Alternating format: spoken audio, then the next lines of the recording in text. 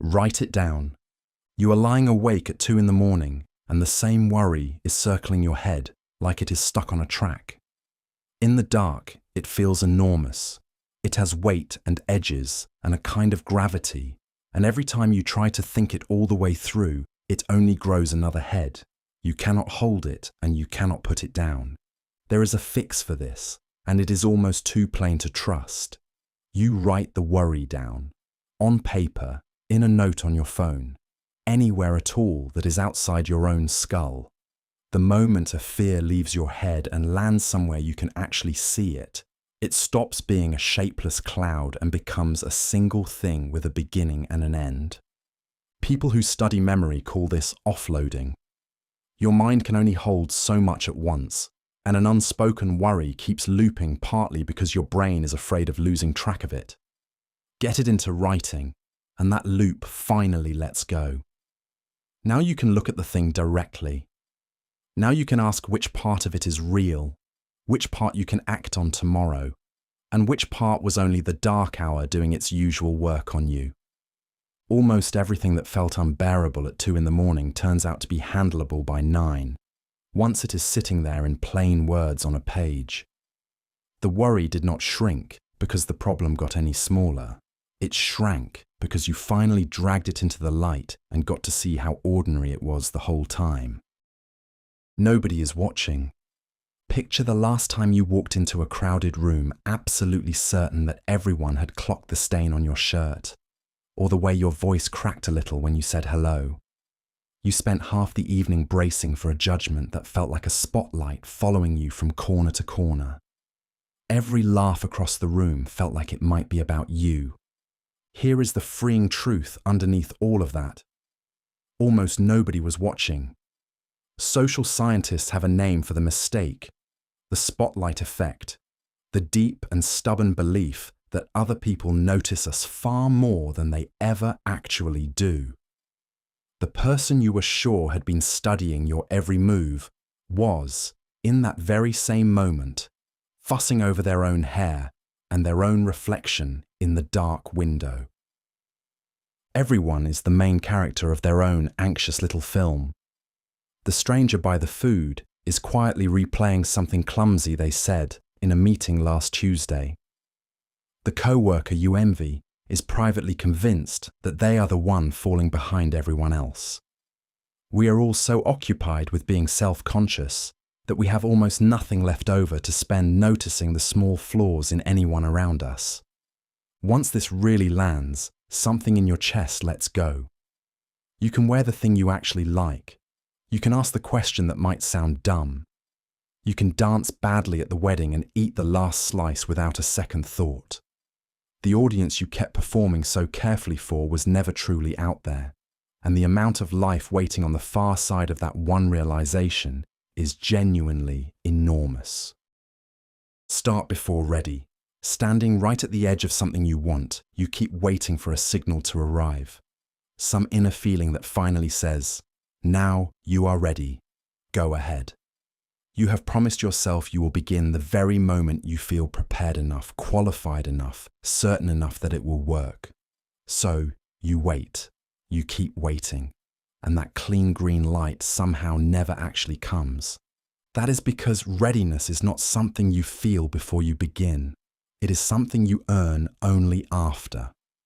Confidence is not the fuel that gets the engine turning over.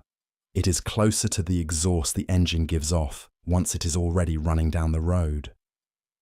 You have been standing there waiting for an outcome to show up in advance of the very thing that causes it. Watch anyone who is genuinely good at something, and you will keep finding the same quiet story. They started clumsy and unsure, and only half prepared, and every bit of their skill grew out of the doing itself. The first workout feels awful. The first page is mostly garbage. The first hard conversation comes out stilted. Yet each one moves you from the person who has not begun to the person who has. So begin badly on purpose. Begin underqualified and a little bit scared and unsure of the ending. The readiness you keep hunting for is waiting on the far side of the starting line, never on this side of it. Take the small, ugly first step today and let feeling ready become the reward you collect for having moved, instead of the toll you keep trying to pay up front. Decide in seconds. The email has been sitting in your drafts folder for 3 whole days now. Should you go to the event, take the small side gig, try the new place across town for dinner? You have turned it over and over in your head, built a careful mental list of pros and cons, lost a little sleep, texted 2 different friends for their read. And it is, when you finally look at it honestly, a genuinely tiny decision. The founder Jeff Bezos once split all choices into 2 basic kinds. Some doors only open one way. You walk through and you can never come back, so those ones truly deserve slow and careful thought. But the vast majority of doors actually swing both ways. If you do not like what you find on the other side, you simply turn around and walk back through. He called these the reversible decisions, and our great mistake is treating them like the permanent ones. A reversible decision does not deserve a week of quiet agonizing. It deserves a few seconds at most. Pick the restaurant. Buy the ticket that you know you can refund later. Say yes to the coffee before you talk yourself out of it. If the whole thing goes badly, the cost stays small, and the door is standing right there behind you. The real tax you keep paying is not the occasional wrong choice. It is the hours of deliberation the choice never once earned. So learn to sort your decisions before you ever sweat over them. Ask yourself one plain question. Can I undo this later if I need to? If the honest answer is yes, then decide in the very next breath and get on with the rest of your day. Save your slow, careful thinking for the handful of doors that genuinely only open one single time. Fix sleep first. You are dragging yourself through another grey day, snapping at people you love, reaching for the 3rd coffee, wondering why everything feels so heavy and so hard lately. You assume the problem must be your job, your discipline, your character, some deep flaw in you that needs fixing. So you go hunting for a grand and complicated solution to a mood that simply will not lift no matter what you try. But before you rebuild your entire life from scratch, look hard at the most boring variable of them all, your sleep. When you are underslept, the emotional part of your brain runs hot, while the reasoning part goes quiet. Small problems start to look like disasters. Ordinary comments start to feel like attacks.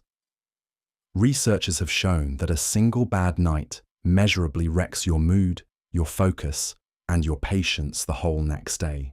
So many of the things you have been treating as separate problems are really just one problem wearing a different mask each time. The irritability, the cravings, the mental fog, the short fuse, the flat and missing motivation. Fix the sleep first and watch how many of them quietly dissolve on their own. It is not a lucky coincidence. It is the same root finally getting the water it needed the entire time. So before the productivity system, before the supplements, before the hard talk with yourself about willpower, just go to bed. Protect those hours the way you would protect anything that keeps you alive, because they do. Nearly every other problem in your day turns out to be a little smaller and a little softer once you are actually rested enough to face it clearly. Just ask. Think of the thing you quietly want right now but have not asked for.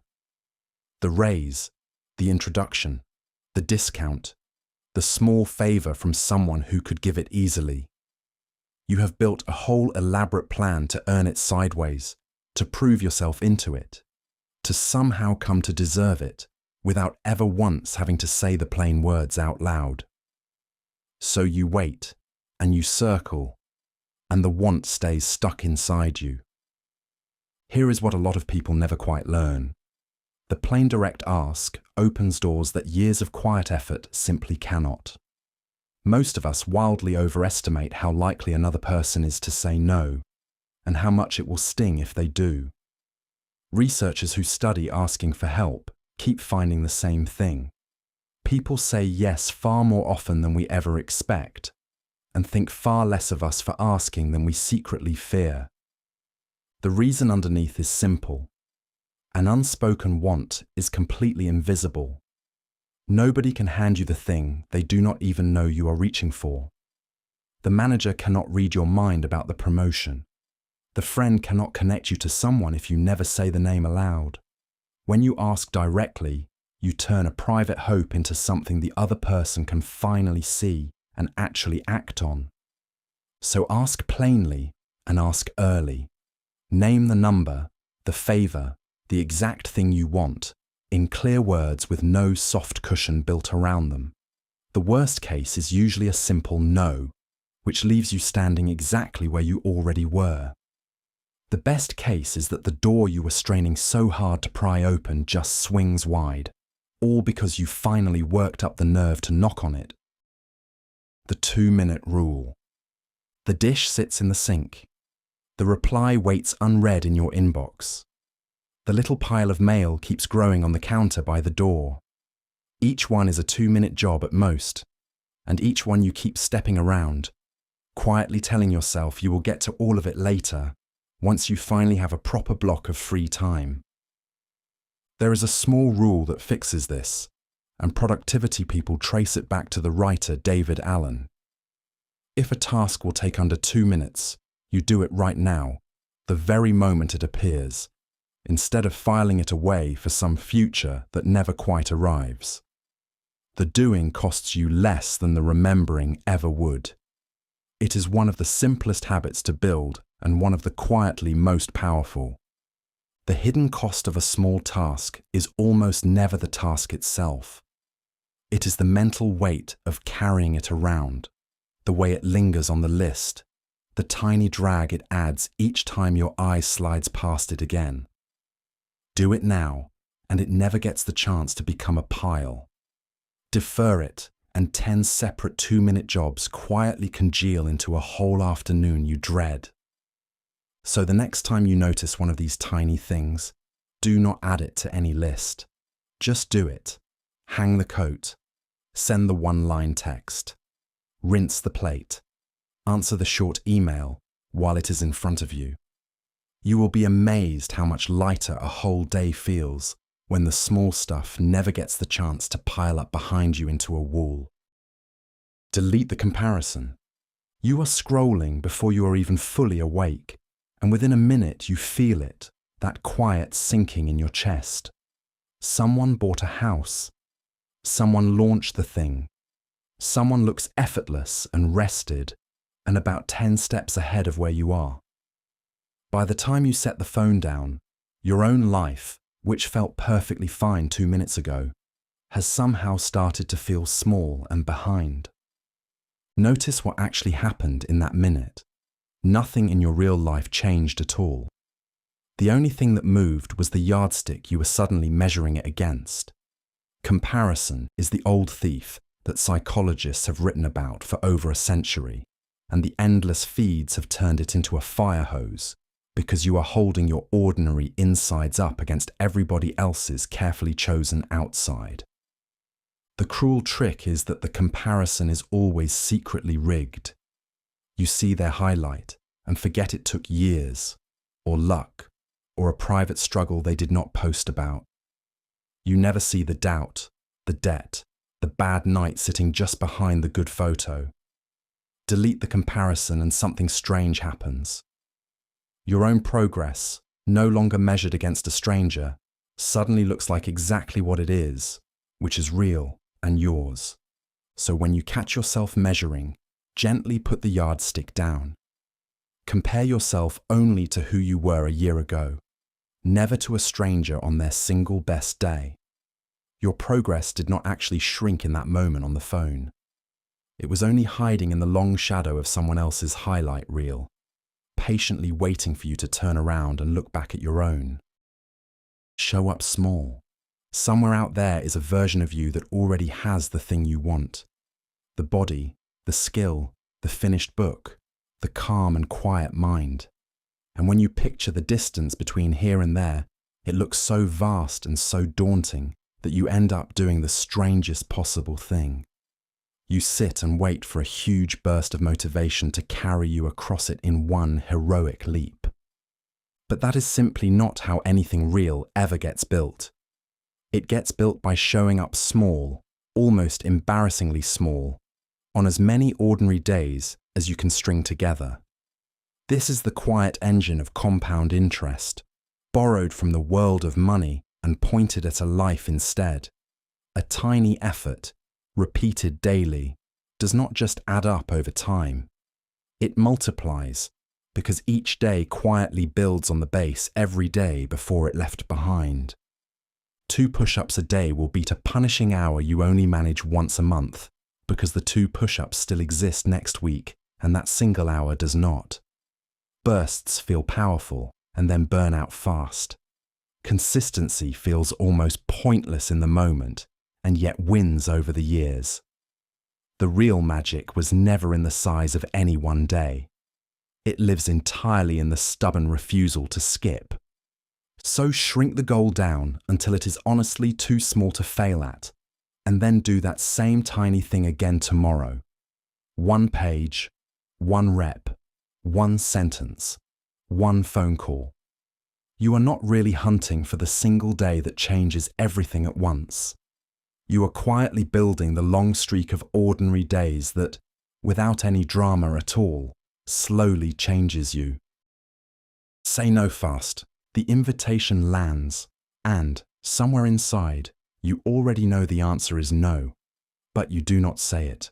You let it sit there. You draft a soft and hedging maybe.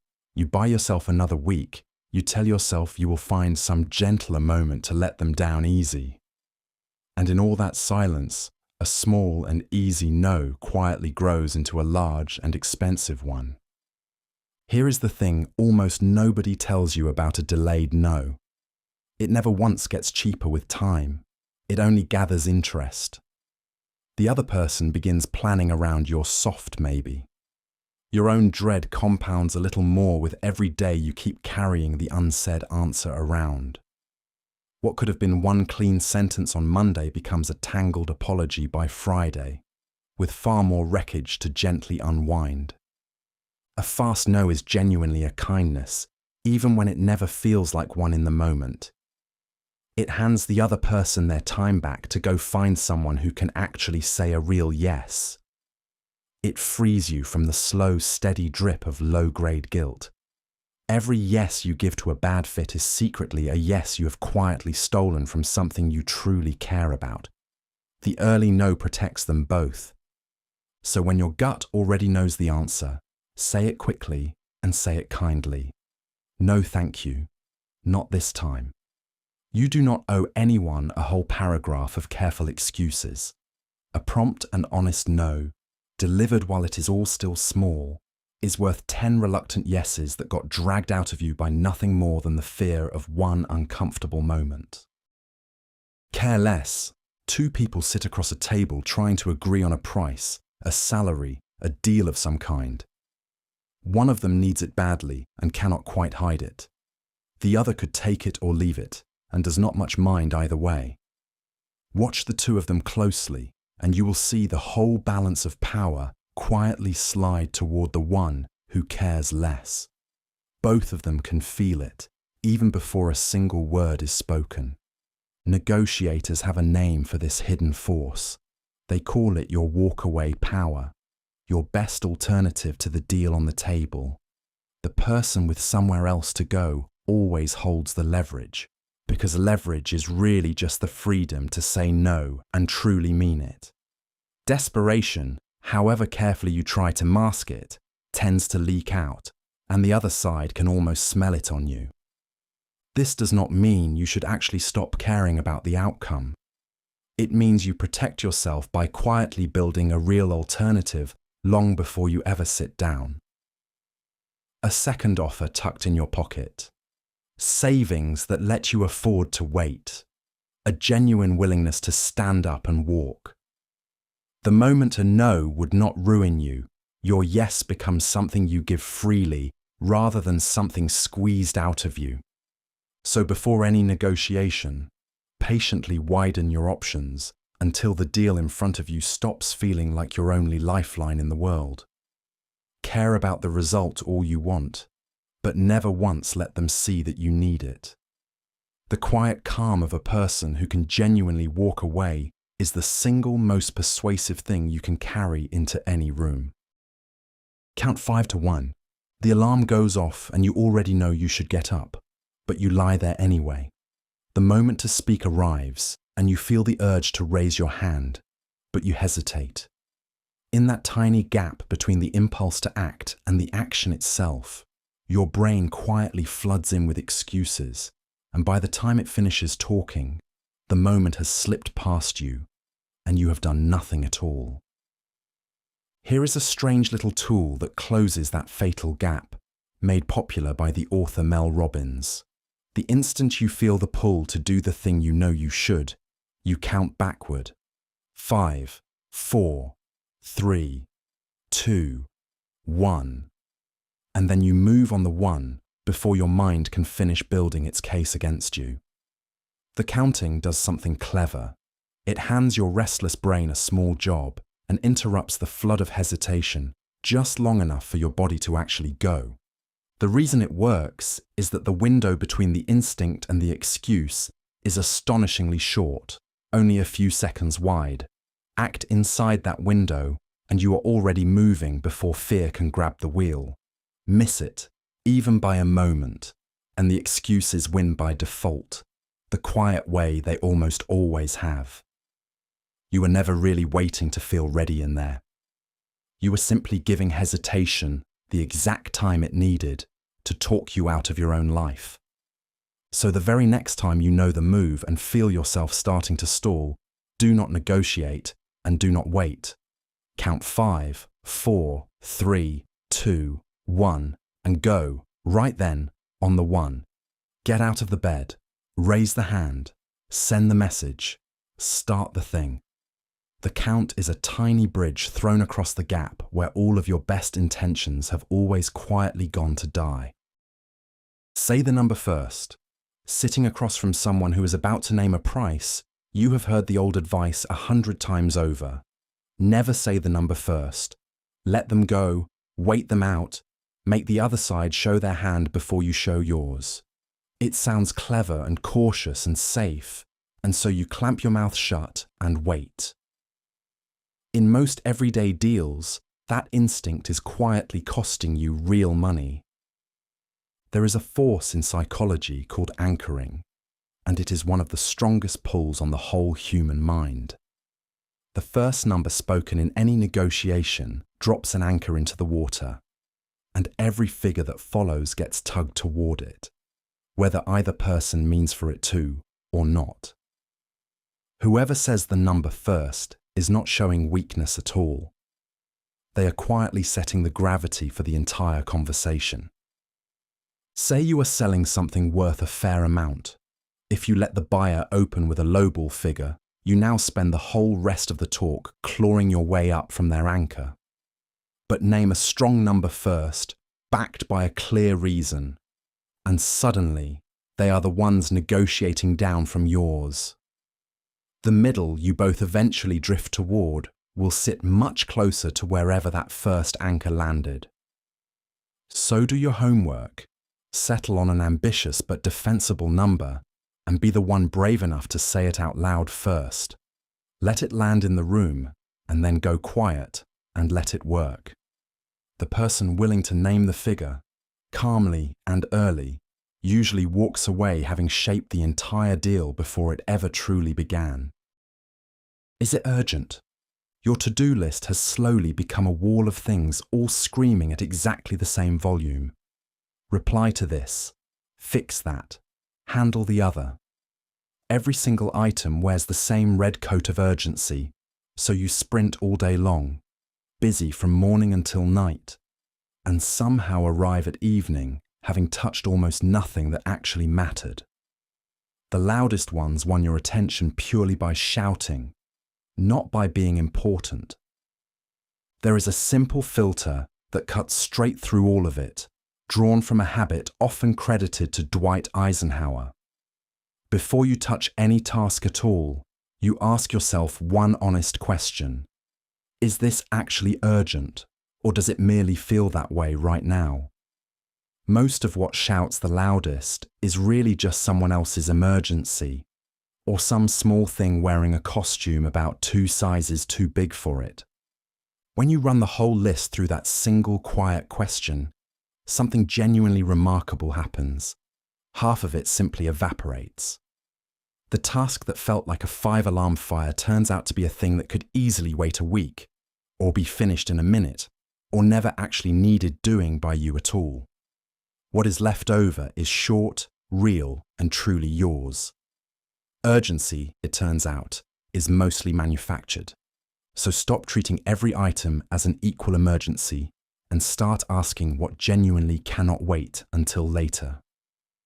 Protect the important few things from the constant drowning noise of the merely loud ones.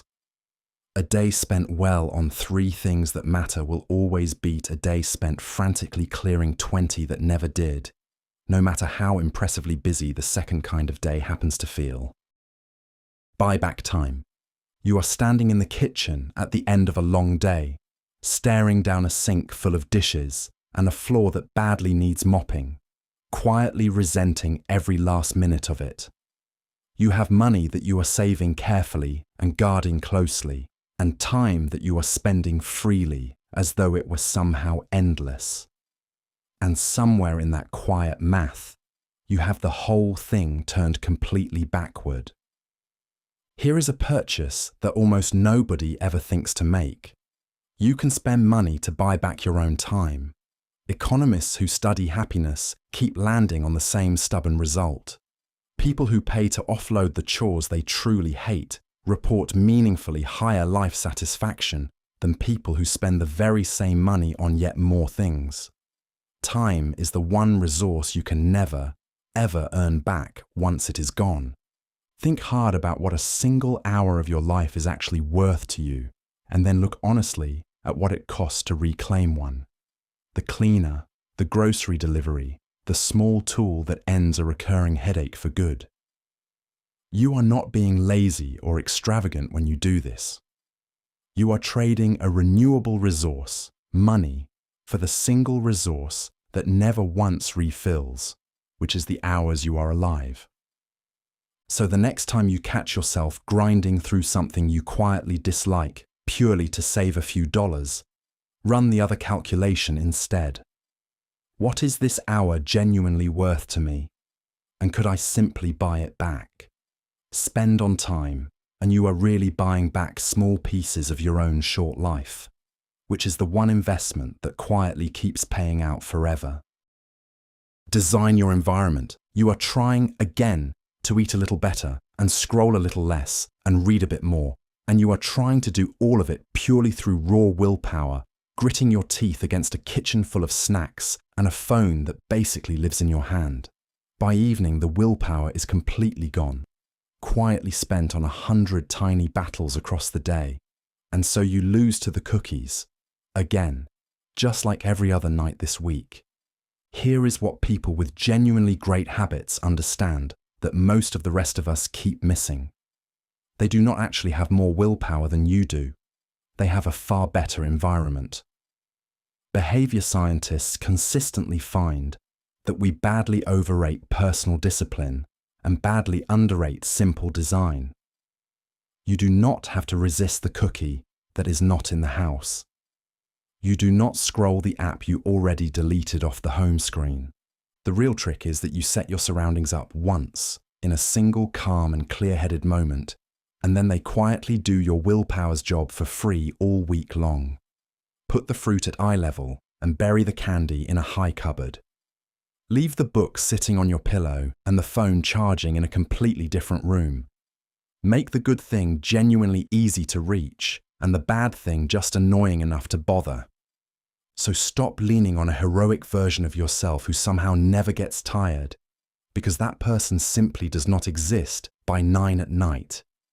Shape the space around you instead, so that the easy path and the right path slowly become the very same path. Design the environment once, deliberately, and then let it quietly carry all the choices you would otherwise have to keep making by hand. Pair chore and treat, dreading the treadmill, dreading the folding of the laundry, dreading the boring report due Friday. You keep waiting to somehow transform into the kind of disciplined person who just does the unpleasant thing gladly. That person never quite arrives. The chore stays boring, you stay stubbornly human, and the gap between what you know you should do and what you actually want to do never really closes on its own. A behavioral economist named Catherine Milkman studied exactly this problem and gave the solution a name: temptation bundling. The idea itself is beautifully simple. You take something you genuinely love and you chain it tightly to something you tend to avoid so that the two can only ever happen together. The reward drags the chore along behind it, and suddenly the thing you dreaded has a real reason to finally get done. So only let yourself watch the show you are hooked on while you are actually on the treadmill. Save the truly good podcast strictly for the long drive or the pile of dishes. Pair the fancy coffee you love with the tax paperwork you keep quietly avoiding. The pleasure you would have taken anyway now does real work for you because you have deliberately made it depend on finishing the very thing you would rather skip.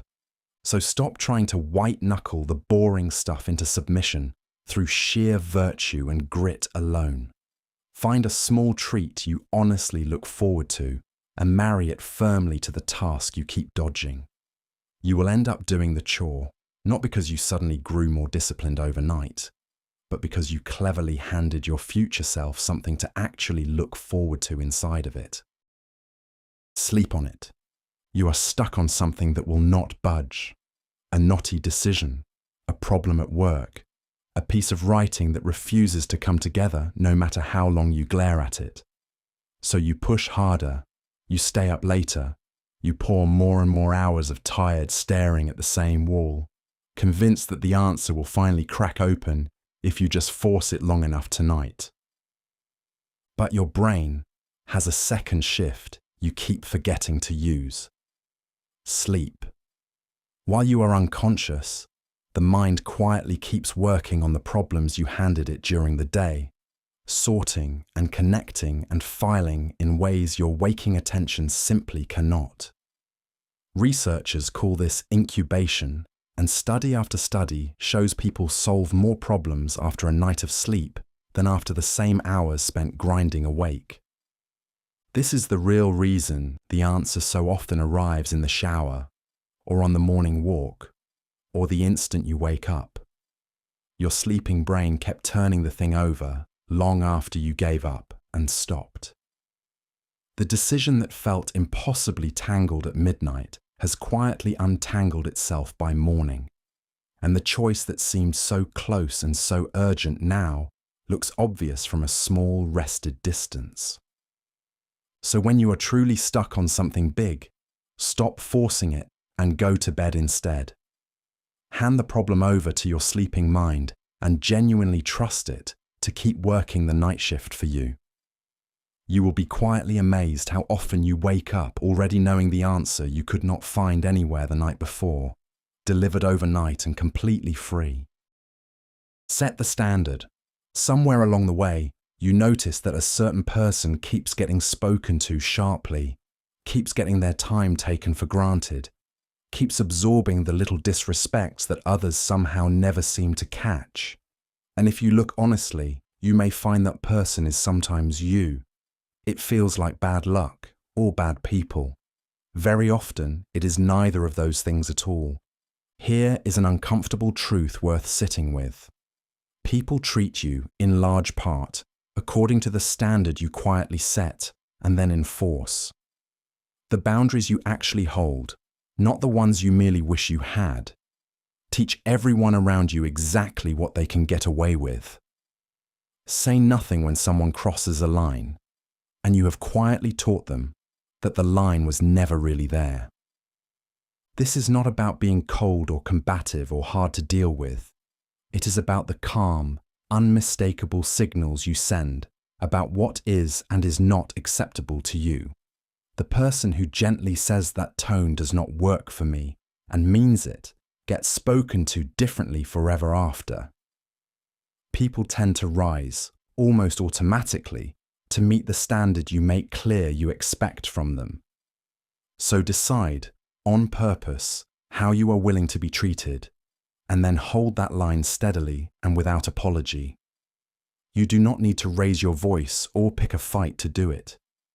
You simply stop rewarding the behavior you do not want and stop tolerating what you should not. Most people take their cues about you directly from you, far more than you ever realize. Set the standard clearly and watch how many of them quietly rise to meet you right there. Make them feel heard. You are deep in an argument that keeps escalating, each of you talking a little louder, each of you waiting less for the other to finish, and more just to reload. You are certain you are right, and maybe you even are, but the harder you push your case, the more the other person digs in, until the whole thing feels like two walls shouting. Here is the move almost nobody reaches for in the heat of it. Instead of pressing your point one more time, you stop and make the other person feel genuinely heard. Conflict researchers find that most fights are not really about the surface issue at all. Underneath, each person is simply desperate to feel understood, and until that happens, no argument on earth can actually land. So you say the surprisingly disarming thing. Let me make sure I understand what you are feeling. Then you reflect it back, honestly, without rushing to your rebuttal. Something almost physical happens in the other person when they feel truly received. The defensiveness drains out of their shoulders. The volume drops on its own. The person who feels heard no longer needs to keep shouting to be understood by you. So the next time a disagreement starts heating up, resist the strong pull to win the point and try to understand the person instead. Ask, reflect, and let them feel that you actually got it. Understanding someone is not at all the same as agreeing with them, and you can do the first long before you ever settle the second. You lose nothing by making someone feel understood first, and very often, the whole argument you were braced for quietly diffuses itself before it ever fully catches fire. Choose the try. Late at night, an old person looks back across the whole span of their life, and the researchers who sit with the dying keep hearing the very same regret, over and over again. It is almost never the failures that haunt them. It is the chances never taken, the thing left unsaid, the risk never run, the quiet wish carried faithfully all the way to the end, but never once acted on. There is a lopsided math to regret that most of us only discover far too late. Psychologists find that in the long run, we regret the things we did not do far more sharply than the things we did. A failure stings hard and then slowly fades, because at least you finally know how the story turned out. But a wish you never tried aches quietly forever, precisely because it never gets to resolve. The reason is that a failure is finite and complete. You swung, you missed, you learned something real, and then life moved on around you. But the untried wish stays permanently open, endlessly whispering that one small word maybe. What if you had asked? What if you had gone? What if you had reached for it just once? That maybe compounds far heavier over the years than any honest failure ever could. So when you are torn between the safe wish and the risky try, remember which of the two you are far more likely to still be carrying at the very end. Choose the attempt. Choose the possible no over the guaranteed nothing. A failure is a closed door you get to walk away from. A wish you never once chased just follows quietly behind you for the rest of your life. Hardest thing first. You are sitting down to work, and there it is, the one genuinely hard thing, the task you have been quietly dreading since the moment you woke up. So you do the reasonable seeming thing instead. You warm up on the easy stuff first. You answer a few emails, you tidy the desk, you rack up some small painless wins, telling yourself you will get to the big scary one just as soon as you have a little momentum going. But the momentum somehow never comes, because the hard thing sits there all day long, casting a shadow over everything else you touch. There is an old piece of advice, often tied to Mark Twain, that quietly fixes this. Eat the frog. If the very first thing you do each morning is the ugliest task on your entire list, then the worst part of your whole day is already over before it has truly begun. There is a real reason this actually works. Your willpower and your focus are at their absolute fullest early on, before the day has chipped away at them with 100 tiny decisions.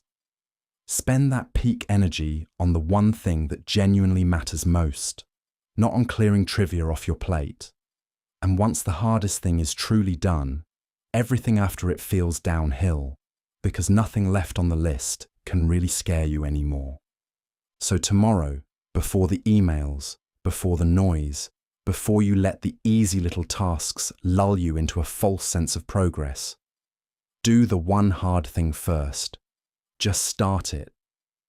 The entire day tilts in your favor the moment the worst part is finally behind you, and you get to spend every remaining hour with that particular weight already lifted clean off your chest. Get bored on purpose. The moment a line forms, or an elevator crawls, or a quiet little gap opens up somewhere in your day, your hand reaches for the phone before you have even consciously decided to. You have quietly declared a private war on boredom, stamping it out the very instant it appears, filling every empty second with a scroll, a feed, a quick hit of something. And in doing exactly that, you have accidentally strangled something quietly precious. Boredom is not the enemy you have spent years treating it as. It is a doorway. Neuroscientists find that when your mind is left unoccupied and genuinely alone, it slips into what they call the default mode network, the exact state where memory, imagination, and your best unexpected connections all quietly do their work. Boredom is not empty at all, it turns out. It is the rich soil your ideas actually grow in. Think honestly about where your best ideas tend to arrive. In the shower, on a long and aimless walk, lying awake in the dark just before sleep, almost never once while you were mid-scroll on the couch. Those insights only ever leak out in the unfilled moments, the very ones you have been so busy plugging up with your phone. When you refuse to ever be bored, you quietly sever the supply line your creativity depends on. So let yourself be bored on purpose, deliberately, just a little bit every single day. Stand in the line and simply stare at nothing. Take the walk with no podcast at all playing in your ears. Leave the phone in the other room and let your mind wander off wherever it wants to go. The emptiness you keep rushing so hard to fill is exactly where your most interesting thoughts have been patiently waiting to find you. Quit early. You are still in it. The wrong job, the dead-end project, the relationship that quietly stopped being good a very long time ago. And you stay, not because any of it is actually working, but because of everything you have already poured into it. All that time, all that money, all those years of your one life. Walking away now would mean admitting, out loud, that they were somehow wasted. That instinct has a name, and it quietly fools almost everyone alive. The sunk cost fallacy. It is the trap of throwing good time after bad simply because you cannot bear to lose what is already gone for good. But here is the hard truth an economist would tell you plainly. The past investment is gone either way. It is spent. It genuinely cannot be recovered by you choosing to suffer through even more of the same. So the only honest question is not how much have I already put into this. It is this instead.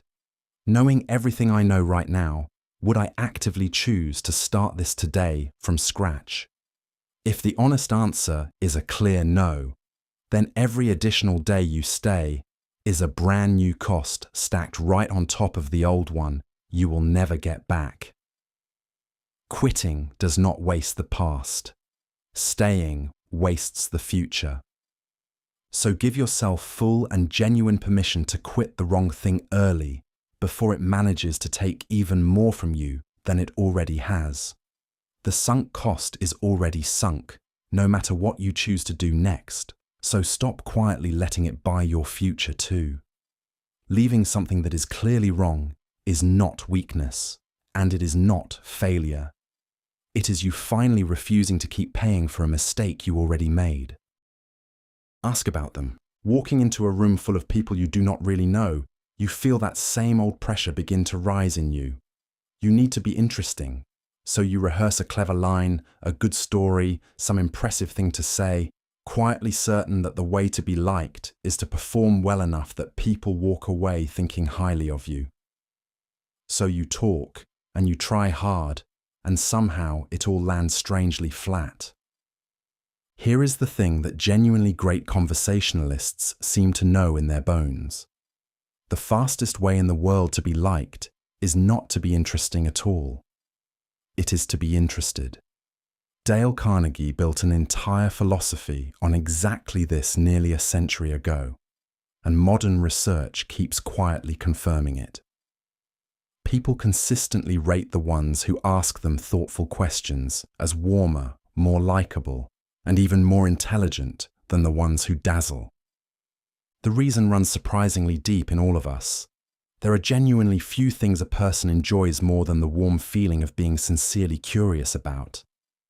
When you ask about them, and then actually listen, and then ask a second question that quietly proves you truly heard the first, you hand over a gift that almost nobody ever bothers to give.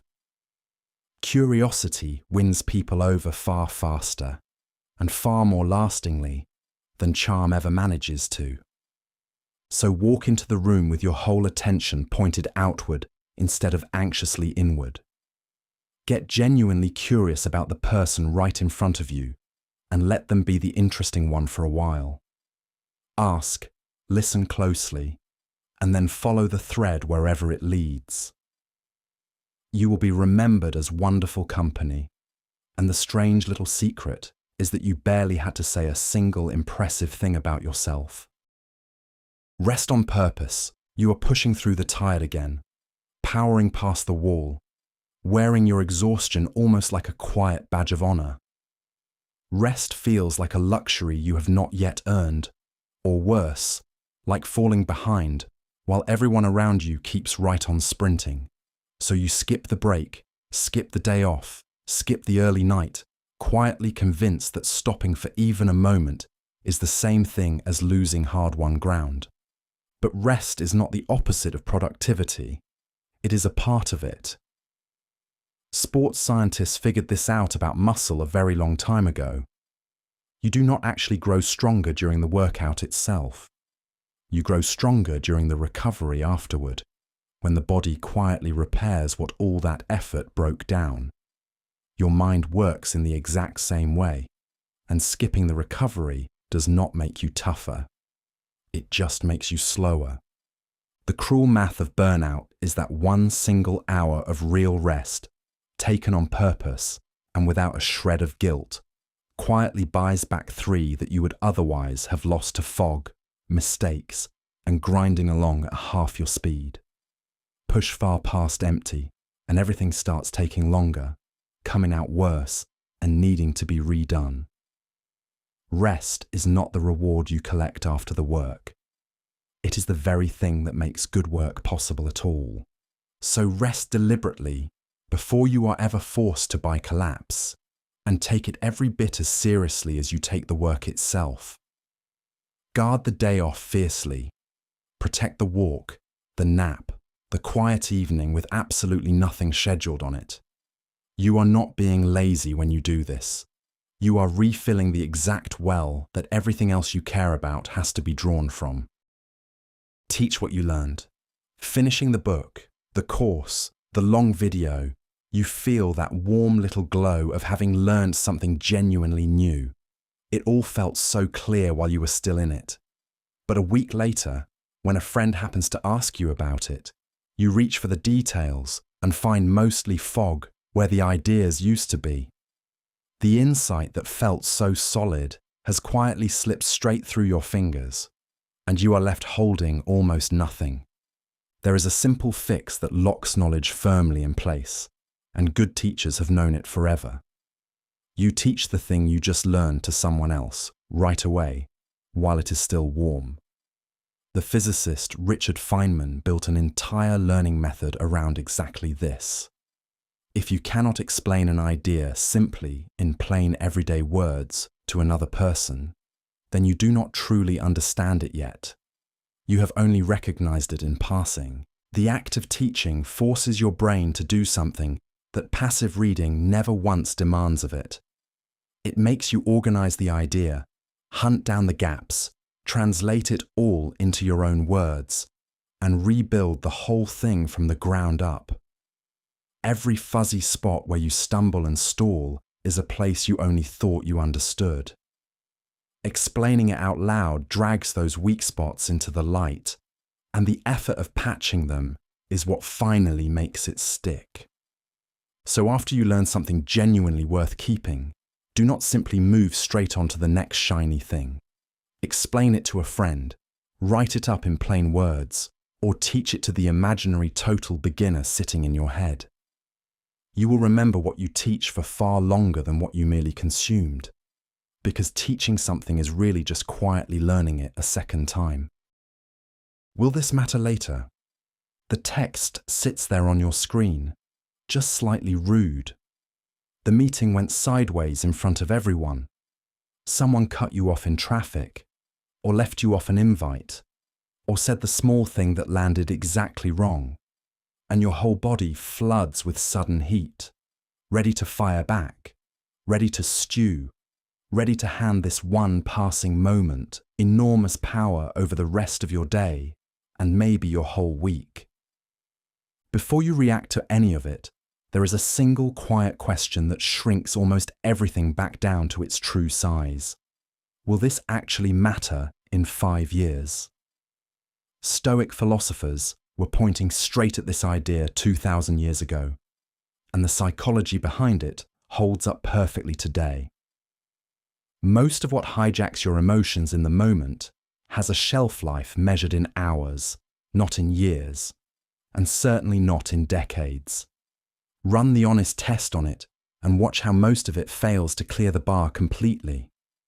The rude text, the awkward meeting, the small, careless slight. In 5 years, you will not remember a single one of them, which quietly means they never actually deserve the storm they set off inside you today. A rare few things will genuinely still matter down the line, and those, and only those, are the ones worth a real reaction. So the very next time something spikes your blood and quickens your pulse, pause and ask the question before you respond to anyone. 5 years from now, will this moment still register with me at all? If the honest answer is no, then let the wave rise up and let it pass right through you without acting on it. You will save an astonishing amount of energy by refusing to bleed over things that will not survive the month. Batch similar tasks. You are moving through your day the way that almost everybody does, handling each little thing the very moment it lands in front of you. A quick reply here, a fast call there, then back to the report, then an email pings, and you leap straight to it, then back to the report again. It genuinely feels productive, all this constant responsiveness. But by evening you are strangely drained, and the big important work has somehow barely moved. The hidden thief in all of this is something researchers call context switching. Every single time you jump from one kind of task to a completely different one, your brain quietly pays a switching cost, a small tax of lost focus as it scrambles to reload the new context. Do that 50 separate times across a day, and you have quietly paid that same tax 50 times over, and the whole bill comes due later as pure exhaustion. The fix is to batch similar tasks together, and do them all inside a single dedicated block. Answer all of your emails in 2 set windows a day instead of the exact second each one arrives. Stack your phone calls back to back to back. Group the errands into one clean trip out. When your brain gets to stay in one steady mode instead of whipping between many, the work flows faster and costs you far less, and your real output can quietly double. So stop letting your day get shredded into 1,000 tiny switches you never actually chose to make. Gather the like things together and handle them in tight, focused batches. Fiercely protect the long, unbroken stretches for the deep work that truly matters most. You have the very same hours either way, but batched together, they somehow hold far more real work than scattered ones ever possibly could. Schedule the worry. The worry shows up whenever it likes, and it never once asks your permission. It ambushes you in the shower, hijacks the middle of a meeting, and jolts you awake at 3 in the morning to replay the very same fear on an endless loop. You cannot seem to switch it off, so it quietly bleeds into everything, staining ordinary moments and stealing hours of your day you will never actually get back.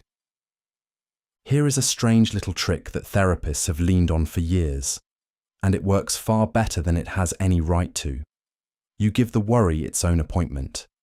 You pick one set time each day, maybe 15 minutes in the early evening, and that becomes the single window your worries are actually allowed to have you. When a fear shows up outside of it, you tell it, calmly, "Not now. I have you booked for 6 o'clock. And you gently set it back down. It sounds almost too simple to possibly work, but the mind quietly accepts the deal. The worry is not being ignored or shoved away, which only ever makes it fight back harder. It is being scheduled, promised a real hearing a little later, and that quiet promise is usually enough to loosen its grip on all the hours around it. And by the time your worry window finally arrives, a surprising amount of what felt so urgent has quietly lost its charge. So stop letting your fears roam free across every single hour that you have. Give them a container, a set and bounded time, and hand the whole rest of your day back to itself. You are not refusing to face the things that worry you. You are simply refusing to let them face you in every waking moment, and choosing instead the one calm window where you can finally look at them clearly. Done beats perfect. You are still tinkering with it. The thing is, basically finished, has been finished for a while now, but you keep polishing and tweaking and adjusting just one more small detail, telling yourself it is not quite ready to show to anyone yet. Days quietly pass, then whole weeks. The project sits there almost done, and almost done, you are slowly learning, is a very comfortable place to go and hide. Here is what your perfectionism does not want you to see clearly. Perfect is not actually a high standard at all. It is fear wearing a slightly nicer outfit.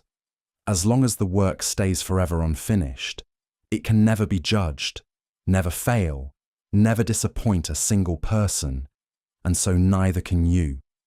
The endless polishing feels a lot like diligence from the inside, but underneath it is very often just a way of never having to find out.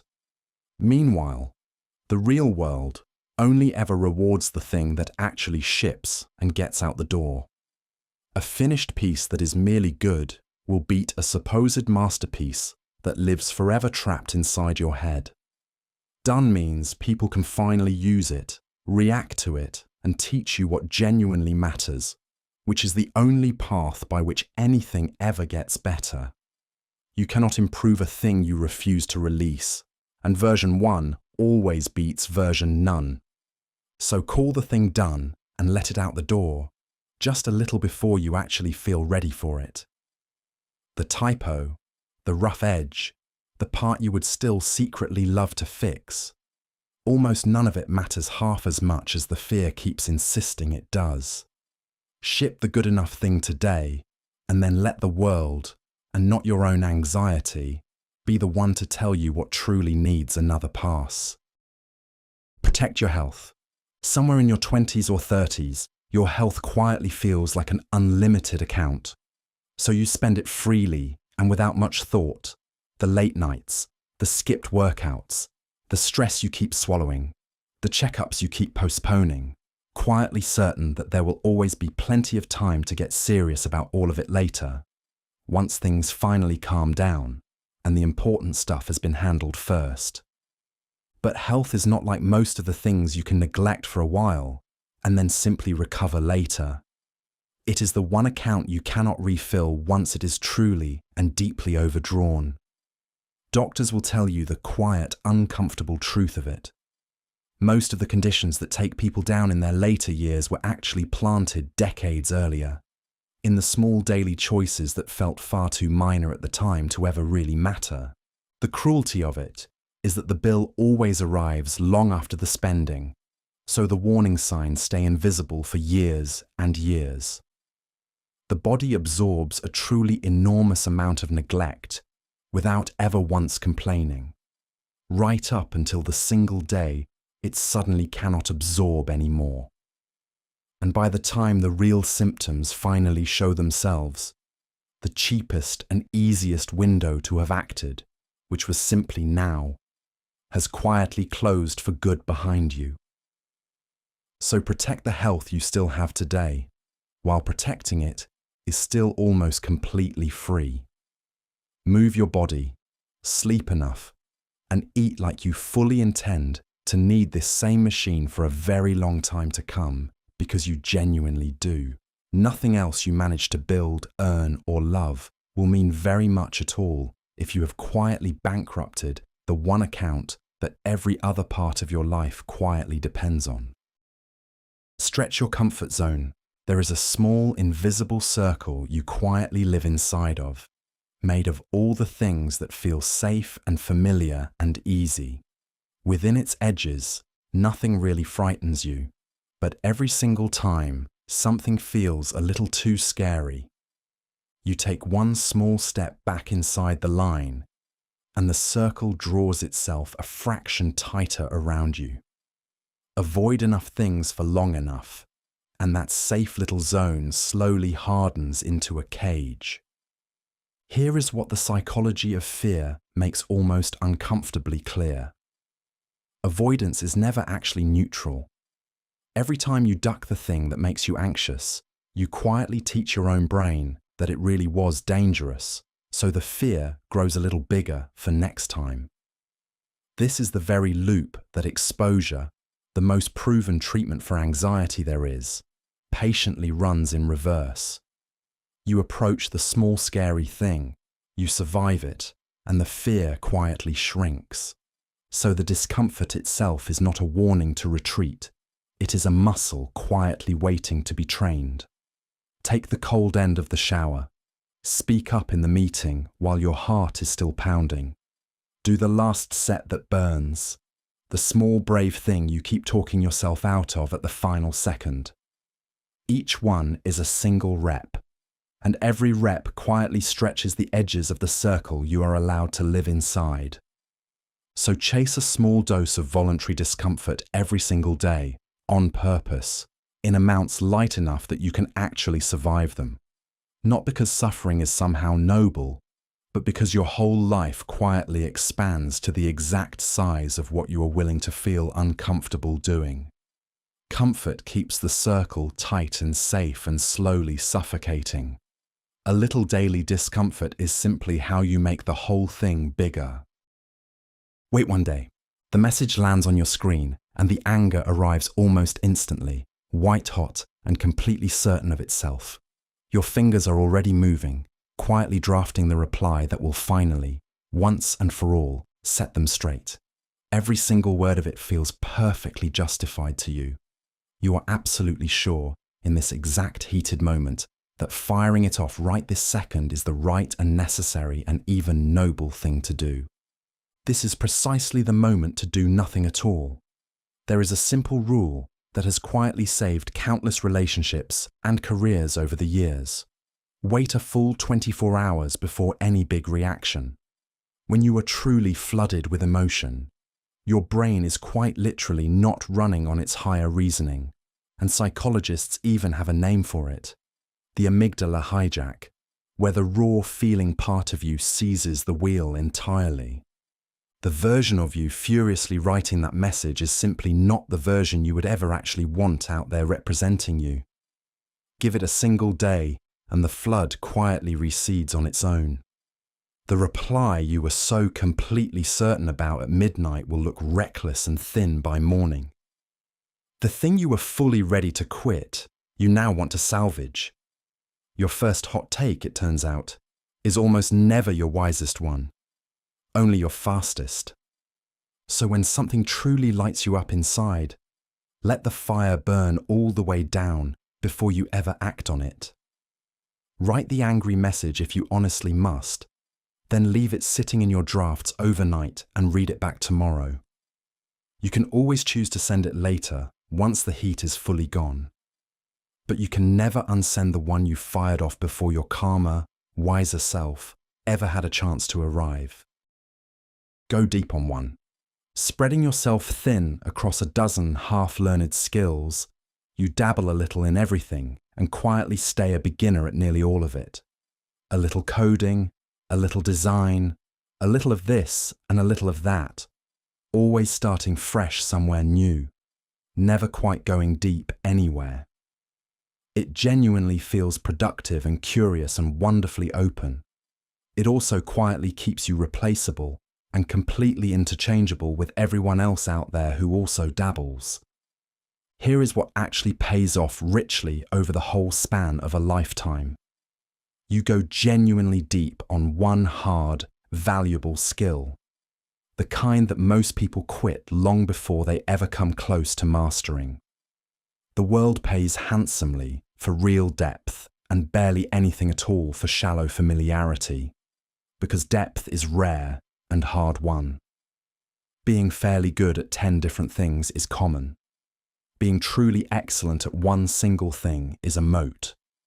The quiet magic of real depth is that it compounds in ways that scattered dabbling simply never can. Once you become genuinely excellent at something difficult, opportunities slowly start finding you instead of the other way around. That one deep skill becomes a solid foundation you can build almost everything else on top of. A thing you can rent out for the rest of your entire working life, and it only grows more valuable with every passing year. So resist the endless, tempting pull to sample a bit of everything, and instead pick one single thing genuinely worth truly mastering. Push right past the comfortable beginner plateau, where almost everyone else quietly stops and quits. The years you pour into one deep skill are not a narrowing of your life or your options. They are an investment that quietly pays you back, in freedom and in choices, for as long as you happen to live. Use the silence. Someone asks you a genuinely hard question, or slides a lowball offer across the table, or the conversation suddenly hits a thick lump of tension, and you rush in to fill the gap. You talk, you explain, you soften, you keep the words tumbling out because the silence feels almost unbearable, like something has gone badly wrong that you personally must rush to fix right away. And in all that rushing, you quietly hand away your entire advantage. Skilled negotiators and interviewers know a quiet secret that most people never quite learn. Silence itself is a tool, and it does the persuading for you if you let it. After you make an ask or land a real point, you simply stop talking and let the quiet sit there in the room, however uncomfortable it starts to feel. Most people genuinely cannot stand a silence, so the other person rushes to fill it, and very often talks themselves right into your position. There is real weight in a deliberate, unhurried pause.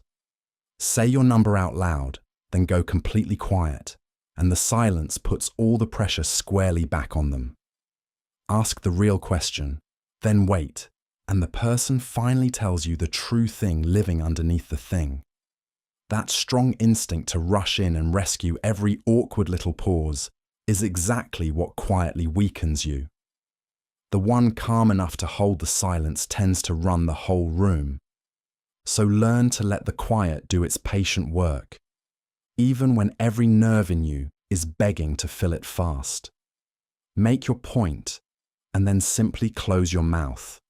Ask your question, and then wait. And keep on waiting well past the first point of comfort. The pause you are so tempted to rush straight through is very often the single most persuasive move available to you, precisely because so few people can ever bear to use it. Small year, big decade. You are quietly disappointed in yourself again because another whole year has slipped past and you are still not where you swore to yourself you would be by now. The business did not take off. The body did not transform. The dream is somehow still mostly just a dream. You look back at 12 full months of effort, see how little visibly changed, and start to quietly wonder if it was ever really worth beginning at all. The trap you have fallen into is a strange, stubborn quirk in how human beings judge time. We reliably overestimate what we can get done in a single year, and we badly, wildly underestimate what we can do across 10 of them. A year is short enough that real progress hides completely inside the noise. A decade is long enough that small, steady, almost boring efforts quietly stack up into something that looks, from the outside, like pure magic. So learn to place your bets accordingly. Go small and patient on the year, expecting little visible payoff and stubbornly refusing to quit when it does not come fast. But go absolutely enormous on the decade, because that is the timescale where compounding finally does its quiet, invisible work. The person who reads just a little every single night looks completely unchanged in a year and utterly unrecognizable in 10. The math only ever reveals itself with real time. So stop harshly judging your entire life by the cruel yardstick of one single impatient year. Zoom all the way out to the full decade and keep your daily bets small, consistent, and even a little boring. What feels like frustrating, pointless slowness up close is almost always steady progress being viewed from far too near.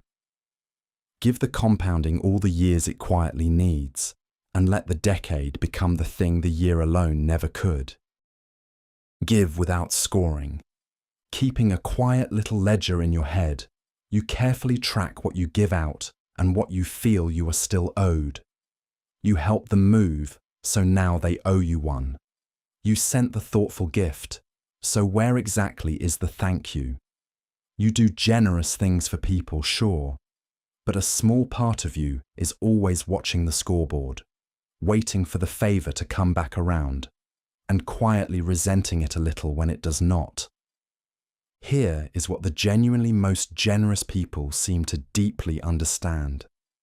The very moment you attach a scoreboard to your giving, it quietly stops being generosity and becomes a plain transaction, and other people can somehow always feel that difference.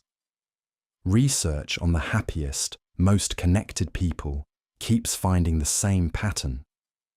They give freely, without keeping any count, and it comes back to them multiplied, though almost never from the exact direction they first gave it. The reason is that real generosity slowly builds something a careful ledger never possibly can. Trust, deep goodwill, a quiet reputation that precedes you into rooms you have not even entered yet. When you give without expecting any specific return, you plant small seeds in 100 different places, and the harvest tends to come back through channels you could never have predicted or demanded. The scorekeeping, meanwhile, quietly poisons the very thing that makes giving work at all. So, give the help, the credit, and the kindness, and then genuinely let all of it go, without ever logging it in your private mental ledger. Not because you have become smarter and more patient about keeping score, but because you have finally stopped keeping any score at all. What comes back to the person who truly gives freely is always more and always stranger and better than anything they could have collected by keeping careful count. Fill your cup first. You are the one everybody leans on, the giver, the fixer, the person who somehow always shows up no matter what. You pour yourself endlessly into your work, your family, your friends, every last person who needs a piece of you, until one ordinary day you reach inside for something to give and find the container completely, echoingly empty. You have nothing at all left, and you genuinely cannot understand how on earth you got here. There is an old image that quietly explains the whole thing perfectly. You simply cannot pour from an empty cup. It sounds almost selfish the first time you hear it, especially to people who were raised to put themselves dead last in every room, but it is really just simple physics. Everything you give away to others has to come from somewhere real, and if you never once refill the source, you will eventually run bone dry and have nothing for anyone. This is not secretly an argument for selfishness. It is very nearly the opposite of one. Taking genuine care of yourself, the sleep, the rest, the walk, the one thing that actually refills you, is exactly what makes sustained generosity toward others possible in the first place. The parent who is completely depleted snaps at everyone. The friend who is running on fumes quietly resents. Fill your own cup first, and you finally have something real worth pouring into everyone else. So stop treating your own care as the thing you will finally get around to once every other person has been fully handled, because that particular day never quite seems to arrive. Put your own oxygen mask on first, exactly as they calmly tell you on every single flight, and for the very same reason they say it. You are not abandoning the people who need you when you stop to refill yourself. You are making sure there is still a you left to give. Rewrite the story. The story runs quietly underneath almost everything you do. I am just not a numbers person. I always somehow mess this exact thing up. I am simply not the kind of person who ever follows through on anything. You did not exactly sit down and choose these lines on purpose, but you have repeated them so often that they have slowly hardened into plain facts. And now you live your entire life carefully inside their narrow little walls. But those stories are not actually facts at all. They are scripts, and psychologists who study identity keep finding that we quietly become the narratives we insist on telling about ourselves. The label tends to come first, and then the behavior obediently follows along to match it, busily gathering evidence for a story you never once stopped to question. Call yourself lazy for long enough, and you will unconsciously start acting the part just to keep the old story true. The good news buried inside all of this is genuinely enormous. If the story quietly shapes the life, then rewriting the story slowly begins to reshape the life itself. Swap out, "I am not disciplined, for I am someone who is learning to keep promises to myself," and then watch your actual behavior slowly drift over to match the brand new line. It feels completely false at first, like wearing a coat that clearly does not fit. Then, slowly and quietly, it fits. So listen very closely to the quiet little sentences you keep repeating about exactly who you are, and then ask yourself one simple question. Is this genuinely true, or is it just some old script that I never actually chose? You are far more the author of your own story than you are its helpless prisoner. Rewrite the line, live steadily toward the new version, and watch how faithfully your whole life follows the script you finally decide to hand it. Say it now. You are thinking, right now, in this very moment, of someone you love and have not actually told in far too long. The kind word you keep meaning to say. The quiet gratitude you just assumed they already knew about. The apology, the compliment, the "I am so proud of you" that keeps patiently waiting for some better, more perfect moment to finally come along. So it stays unsaid, tucked carefully away, and all those moments quietly pile up, unspoken. Here is the hard truth that almost nobody wants to sit with for long. The window for saying the kind thing tends to close far, far sooner than you ever expect that it will. People move away, they drift, they change, and eventually they are simply gone, and the warm words you were carefully saving up for later turn out to have carried an expiration date you never once saw printed anywhere on them at all. Almost everyone who has lost someone they loved carries the same particular ache around afterward. It is not the things they said that haunt them. It is the things they always meant to say and somehow just never did. The unspoken thank you. The love that felt far too obvious to bother stating plainly out loud. We quietly assume, always wrongly, that there will be a next time, a better time, a less awkward moment. And then one day, without any warning, there simply is not. So say the kind thing now, today, while the person is still right here and able to actually receive it. Make the call you keep putting off. Send the text. Speak the love that feels almost too obvious to ever need saying. The small awkwardness of saying it a little too early is genuinely nothing at all when set beside the permanent quiet weight of having waited until it was finally too late. Guard your attention. Every app, every feed, every little notification on that glowing screen in your pocket was carefully built by very smart people whose entire job is to capture and hold your attention for as long as humanly possible. And, more often than not, they are winning the fight easily.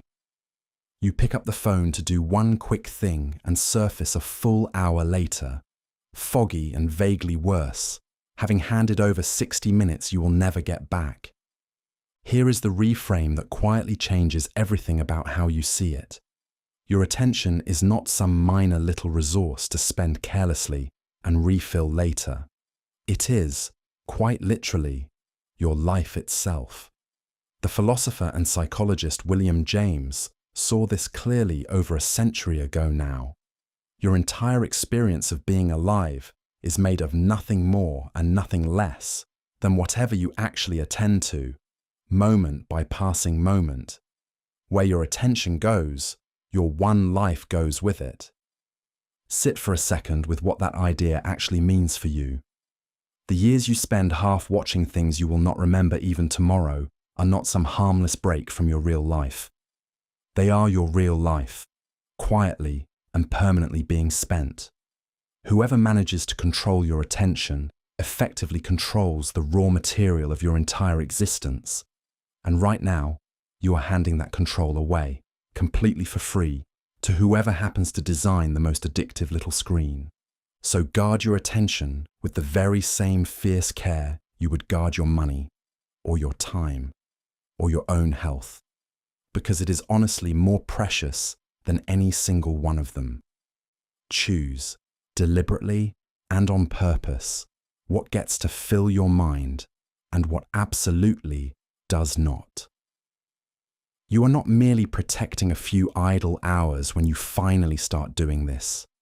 You are protecting the actual substance of the only life you are ever going to get.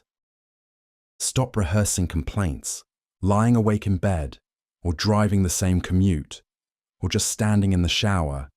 You catch yourself quietly doing it yet again, silently rehearsing all of your complaints, replaying the old argument word for word, listing out everything that is wrong, unfair, and annoying about your day. It feels almost productive somehow, like you are carefully processing things, but really you are just practicing, running the same grievances over and over until they wear deep, smooth grooves into your mind. Here is something that neuroscience makes almost uncomfortably clear. Your brain is fundamentally a pattern-finding machine, and it gets remarkably good at whatever you make it practice most. This is loosely what people are gesturing at when they say neuroplasticity. The thoughts you repeat most often physically strengthen the neural pathways that carry them, so a mind that constantly rehearses complaints slowly becomes a genuine expert at spotting exactly more things worth complaining about everywhere. It works, unfortunately for us, in both directions at once. Rehearse resentment on a loop, and your brain quietly tunes itself to keep finding fresh reasons for it in every corner you look. But deliberately notice what is actually good, even clumsily and awkwardly at first, and that very same machinery slowly retunes itself toward gratitude and possibility. You are truly not stuck with the mind you happen to have. You are constantly training it with every single thought you choose to run again. So catch yourself right in the middle of the familiar loop and gently choose a different one instead. You do not have to force any fake, shiny positivity. Only stop obsessively practicing the negative on repeat. Every single time you decline to rehearse the old complaint just one more time, you starve that particular groove a little. Your brain will always reliably find more of whatever you keep practicing, so be very careful and very deliberate about what you choose to repeat. Promise less, deliver more. Someone asks you when you can realistically have it done, and you feel that strong pull to impress them. So you go ahead and promise the moon. Friday, absolutely, no problem at all. You badly want to look capable and eager and generous in the moment, so you quietly inflate what you can do and shrink how long you think it will take. And then, entirely predictably, you spend the whole week quietly drowning as you try to make that promise true. The quiet masters of trust do the exact opposite of this, and they do it on purpose. They underpromise first and then over-deliver later. Instead of vowing Friday and then frantically scrambling, they calmly say Monday and then quietly hand the finished thing over on Thursday. Same actual work, same real timeline underneath, but one version of it breaks a promise while the other clearly beats one. The only thing that truly changed was the expectation set at the very start. Trust, it turns out, gets built almost entirely inside that small gap between what you promised and what you actually delivered.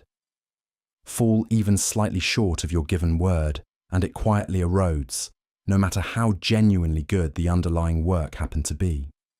But beat your word, even by just a little, and it steadily compounds, meeting after meeting, until you slowly become known as the rare person who always comes through. Reliability, not raw brilliance, is what people actually remember. So resist that strong, familiar urge to impress people with a big, shiny promise up front, and choose instead to quietly impress them later with the finished result. Set your expectations a little lower than you think you really need to, and then clear them with plenty of room to spare. Under-promising and over-delivering is easily the least flashy trust builder there is, and also, stretched across a whole lifetime, the single most powerful one. Walk into it, you are stuck, blocked again by the very same obstacle that has been sitting square in your path for weeks now.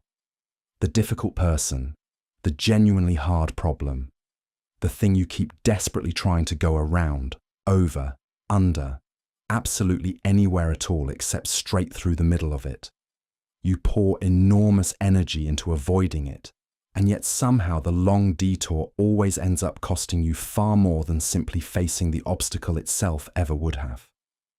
There is a line from the Roman Emperor Marcus Aurelius that has quietly echoed down for nearly 2,000 years now.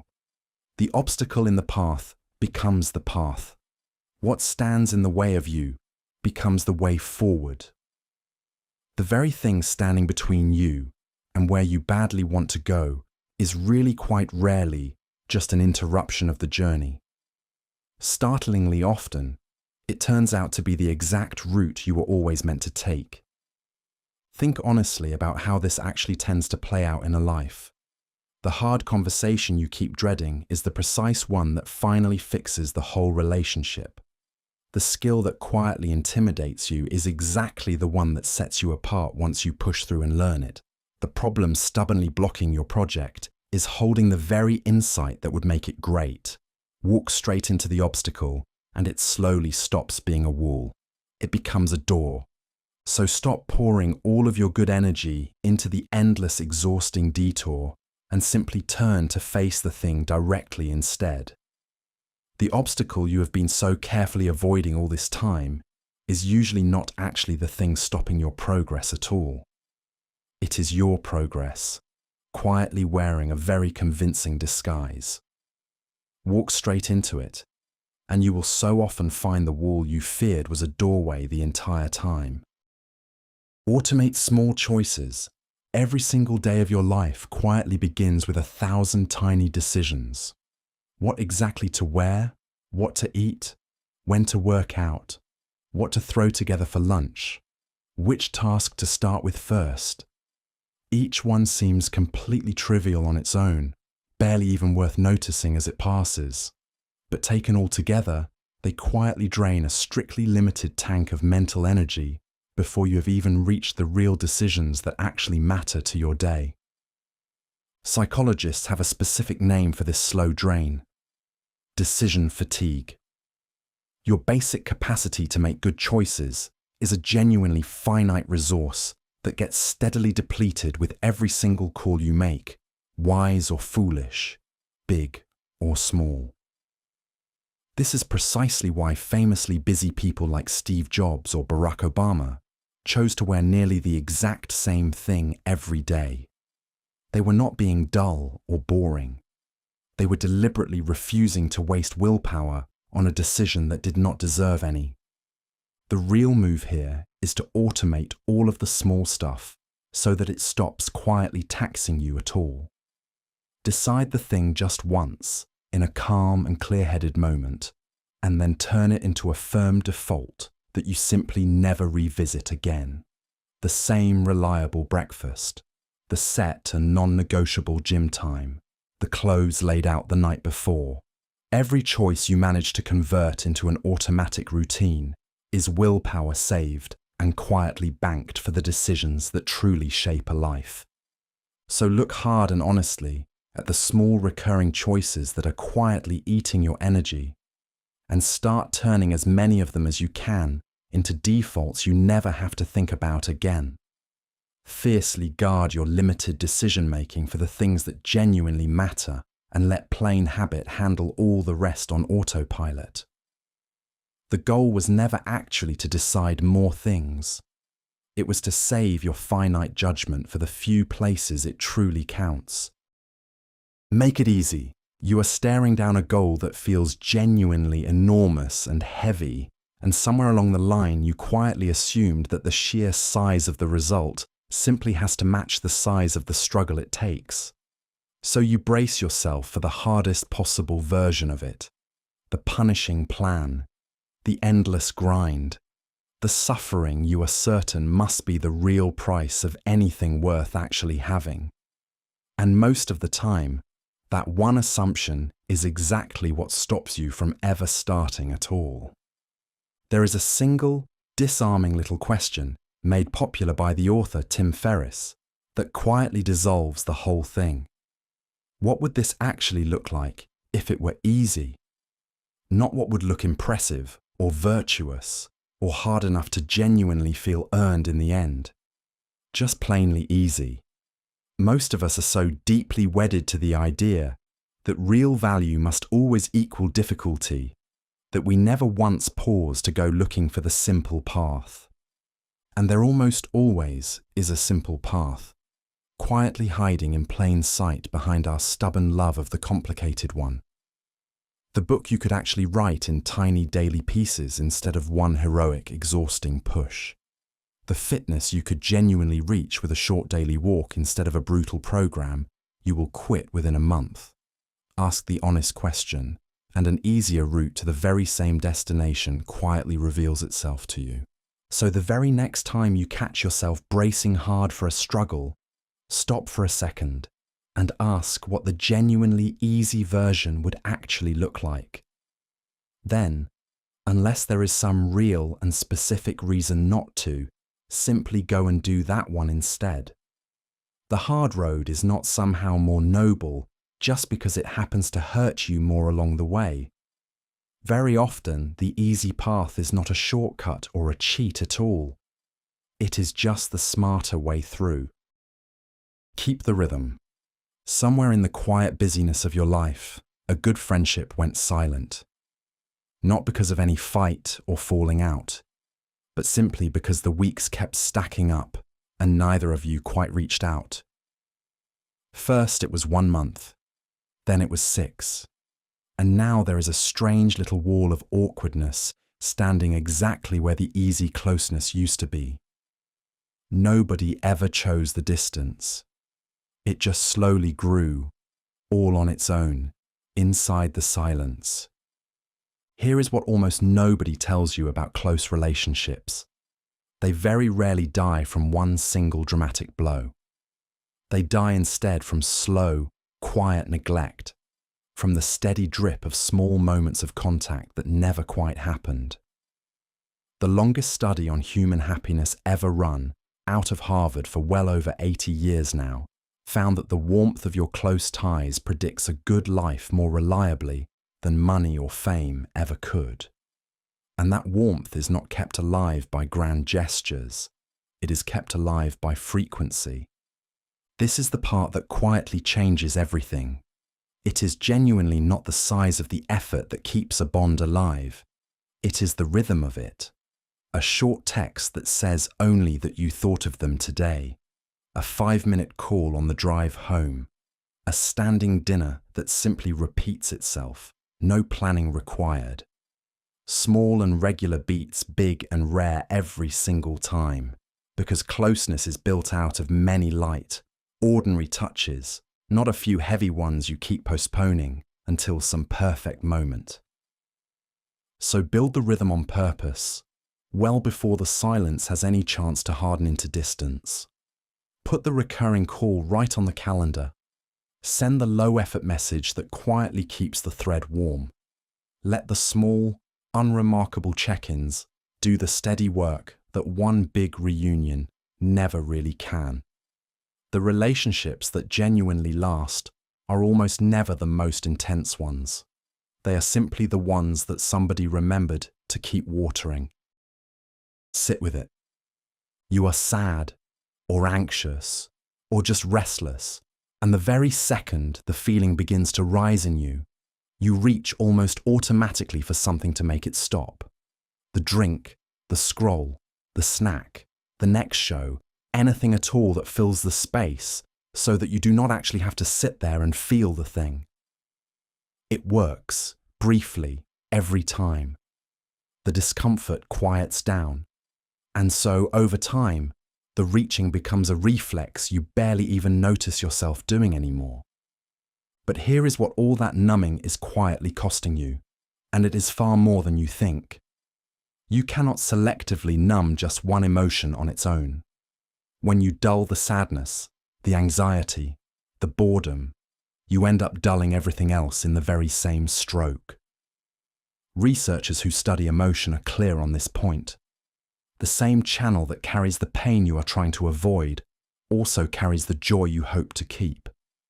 So the person who spends years quietly numbing every single low slowly starts to find that the highs have gone flat too. The good food tastes somehow like less. The genuinely good news lands softer than it should. Life slowly takes on a muffled, greyed-out quality, and they honestly cannot understand why it happened. Meanwhile, the uncomfortable feeling that you refuse to sit with does not actually go anywhere. It simply waits and quietly compounds until it returns even louder than before. So the next time some hard feeling rises up in you, Try the harder and better thing instead. Just sit with it. Let it be there. Feel it all the way through. And let it move through you the way feelings do the moment you stop fighting them. Numbing the low will always numb the high right along with it. And a fully felt life, painful parts and all, is the only kind worth having. Forgive to free yourself. Someone hurt you, genuinely and deeply, and you have every right in the world to the anger you are still carrying around over it. So you hold on to that anger tightly, because letting go of it would somehow feel like letting them off the hook completely, like quietly saying that what they did to you was somehow fine after all. The grudge itself feels a lot like justice, like a way of making them keep paying. So you carry it, year after year, everywhere you go. But here is the cruel trick that resentment plays on us. You are the only one still carrying the weight of it. The person who hurt you has likely long since moved on, sleeping fine at night, barely thinking of it, while you keep rehearsing the old injury and feeling that same anger fresh in your body again and again. Holding a grudge, someone once said, is a lot like drinking poison and waiting for the other person to die. This is what forgiveness actually is, and just as importantly, what it is not. It is not saying that the thing was ever okay, and it is certainly not about letting the person back into your life. It is simply quietly setting down a heavy weight that was only ever crushing you and never them. You choose to forgive not for their sake at all, but purely for your own, to finally reclaim the energy and the peace that all that endless carrying has quietly been costing you. So forgive, whenever you are ready, as an act of pure self-liberation, rather than a gift handed to anyone else. Set the heavy stone down at last, not because they earned it, but because your own hands are tired and deserve to finally be free. The one who truly benefits from your forgiveness was always going to be you, the very person who finally gets to stop carrying it. Add the word yet. You catch yourself saying it, either out loud or just quietly inside your own head. I cannot do this. I am not good at that. I simply do not understand any of it. And the sentence lands with a heavy thud, like a locked door swinging shut, final and complete, quietly closing off a whole possible direction of your life before you have even taken one real step out toward it. But there is a single tiny word that can swing that heavy door right back open again. Yet. The psychologist Carol Dweck spent literal decades studying exactly this and gave the whole thing a name, the growth mindset. The real difference between I cannot do this and I cannot do this yet is the entire difference between a fixed and final dead end and a simple path you just have not walked quite far enough down. That one small word quietly changes what a struggle even means to you. Without it, any difficulty becomes proof that you permanently lack some fixed ability you were simply never born with. With it, that same difficulty is just plain information, a clear sign of exactly where you currently are on a long road you are still actively traveling. I am not fit yet. I do not get the math yet. Suddenly the wall becomes a stage, and every stage is a thing you pass through. So start really listening for the hard little sentences you keep saying about your own fixed limits, and then gently begin adding that one small word onto the very end of each of them. This is not naive or empty optimism at all. It is an honest description of how learning has genuinely always worked for everyone. The door you were completely sure was locked shut for good tends to swing right back open the very moment you remember to say yet. Spend your hours. Picture yourself at the very end of your life, quietly looking back across the whole long span of it. In that particular moment, almost nobody at all wishes that they had somehow spent more hours sitting at the office, or answered a few more emails, or earned just a little more money to leave behind them. The regret, when it finally comes, is almost always about the very same thing: the people, and the time with them you quietly assumed you would always have. Here is the simple arithmetic that quietly changes everything if you let it land. Time is the only real currency you have ever had, and unlike money, you can never earn a single hour of it back. Every hour gets spent exactly once, and then it is gone forever. And the highest return that currency has ever paid out across every study and every deathbed is the hours you poured into the people you love. So do the honest math on it, while there is still time left to act. If you see your parents only a few times a year, you may actually have just a small, countable number of visits left with them, not the endless supply you keep imagining.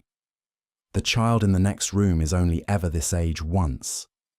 Time with the people who matter most is not infinite, and pretending it is quietly costs you the one thing you would give anything to keep. So spend your hours, deliberately and generously, on the small handful of people you truly love, because they are honestly the only investment that pays out in the one currency that actually counts at the end. Say yes to the dinner. Take the trip while you can. Sit all the way through the whole slow afternoon. Money can always wait, and work will forever expand to fill whatever you give it. The people simply cannot, and will not, wait forever. The refusal list. Your to-do list is already long and getting longer by the week. A growing pile of everything you are trying to cram into one life. So you keep adding to it, optimizing it, hunting for the one productivity trick that will finally let you do all of it. But the real problem was never how much more you could squeeze in. It was everything you kept saying yes to that should have been a clear and simple no. Here is the tool that almost nobody keeps, and it may matter more than any to-do list you have made in your life. A not-to-do list. Warren Buffett is often quoted for a version of it. The difference between successful people and the truly successful ones is that the truly successful say no to very nearly everything. Your list of deliberate refusals is what protects your time from 1,000 tempting yeses. Every yes you give is really a silent no to something else, usually to something quieter and more important that never got its chance to speak up. So write down plainly what you refuse, in advance. The meetings you will not take, the favors that always leave you drained, the shiny opportunities that look exciting but pull you off your real path. A firm no, decided beforehand and written down, is so much easier to hold in the moment. So build the honest list of what you will deliberately not do, and guard it as carefully as any list of goals you have ever kept. What you choose to leave out is what gives shape and breathing room to everything you leave in. The real shortcut was never about doing more things, faster. It was always the quiet discipline of refusing most things, so the few that truly matter could finally have all of you. Stop chasing approval. Bending yourself into shape after shape, you quietly chase the approval of nearly everyone around you. You soften your real opinions to avoid friction. You say a warm yes when you mean no, and you slowly become whatever each new room seems to want from you, all so that not a single person will ever be disappointed. It feels like kindness from the inside, like simply being easy to love. But somewhere in all that shape-shifting, you slowly lose the actual you. Here is the quiet trap hidden inside chasing everyone's yes. It is not actually possible, and the desperate pursuit of it is precisely how people lose themselves entirely. You cannot be liked by absolutely everyone without betraying what you really think, because the moment you take any real stand on anything, someone somewhere will disagree with you. The universal approval you keep chasing comes with a hidden price tag, And that price is always your own authenticity. The freeing truth is that the people actually worth keeping do not even want the watered down, endlessly agreeable version of you anyway. They want the real one, the one with actual opinions and edges and a spine. Every time you shrink yourself to win some stranger's fleeting approval, you quietly disappoint the one person who has to live with you forever. Being truly yourself will cost you some people, and those are almost always the exact ones you were never meant to keep. So stop chasing the yes of every single person you meet, and start letting at least some of them be a little disappointed in you. Say the true thing out loud. Hold the honest opinion, even when it is inconvenient. Let people meet the actual you and then sort themselves accordingly. The ones who stay once you finally stop performing are your real people, and you can only ever find them by first daring to stop chasing everyone else. Drop the worry. Look back honestly across all of the many things you have worried about over the whole course of your life so far. The sleepless nights, the churning stomachs, the endless imagined disasters that all felt so completely certain and so close at the time they had you. Now stop and ask yourself one simple, clarifying question. How many of them actually, genuinely happened in the end? If you are anything like nearly everyone alive, the honest answer is almost none of them ever did. Mark Twain is supposed to have summed up an entire human life in one line. I have known a great many troubles, most of which never actually happened. This is the quiet punchline sitting underneath every chapter that came before this final one. The vast majority of your worry is a tax you pay in advance on disasters that never arrive, rent charge for rooms you will never have to live in. And here is the cruelest part of the whole arithmetic. Even in those rare cases where the bad thing did come, the worrying never once helped you meet it any better. It did not soften the blow, and it did not prepare you for anything. It only forced you to suffer the whole thing twice, first in dreaded imagination, and then again in cold reality, all while quietly stealing every ordinary good day in between that you will never get back. So drop the worry, as much of it and as often as you possibly can, not because nothing bad will ever happen to you, but because almost none of what you fear was ever once worth the steep rent it quietly charged you. Prepare carefully where you sensibly can, and then simply let the whole rest of it go. The life you were so busy worrying your way through was the only one you were ever going to get, and it was quietly happening the entire time. You are your circle. Look honestly at the 5 people you spend the most time around, and you are, more or less, already looking straight at your own future. Their habits, their standards, their quiet ambitions, the way they talk about money and work and other people. All of it seeps into you slowly and invisibly until one ordinary day, their normal has simply become your normal too, without you ever once agreeing to it. The entrepreneur Jim Rohn put this into a single line that has stuck around for decades now. You are the average of the 5 people you spend the most time with. It sounds like a cute exaggeration, right up until you actually start to watch it happen in your own life. We are relentlessly social creatures, and we absorb the attitudes and appetites of the people nearest us far more than we ever like to admit. And this quiet pull works in both directions at once. Surround yourself with people who mostly complain, cut corners, and settle for less, and you will slowly drift to meet them without ever feeling the current move you. Surround yourself instead with people who are kind, curious, and clearly reaching for something more, and you rise to match them almost against your own will. Your real environment was never just your room.